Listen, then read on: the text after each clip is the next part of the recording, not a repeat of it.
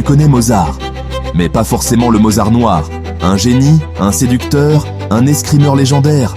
Et surtout, le premier noir initié au Grand Orient de France.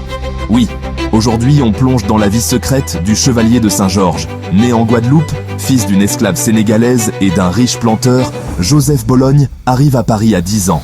Affranchi, il reçoit une éducation d'aristocrate. Équitation, escrime, danse, musique. Résultat, en escrime, il est surnommé l'inimitable. En musique, il dirige l'un des meilleurs orchestres d'Europe. À la cour, Marie-Antoinette l'adore. Il faillit même devenir directeur de l'Opéra de Paris. Mais 3 chants bloquent sa nomination, refusant d'être dirigé par un mulâtre. C'est dans ce Paris des Lumières que Saint-Georges franchit une porte qui va changer sa vie, celle de la franc-maçonnerie. Il est initié au Grand Orient de France dans la loge mythique des 9 Sœurs, la même que Voltaire, patronnée par les Muses. Une loge intellectuelle, progressiste, tournée vers les arts et les sciences. Là, Saint-Georges devient le premier franc-maçon français mulâtre, reconnu non pour sa couleur de peau, mais pour son talent et son esprit.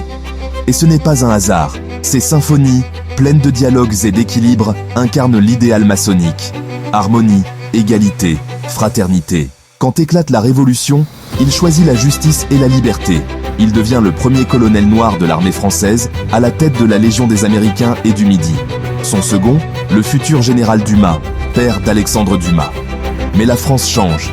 Il est emprisonné sous la Terreur, oublié après le rétablissement de l'esclavage en 1802, et meurt pauvre en 1799. Pourtant, cet homme était une légende vivante. Noir et blanc, aristocrate et révolutionnaire, musicien et soldat, et franc-maçon du Grand Orient de France, dans l'une des loges les plus prestigieuses du XVIIIe.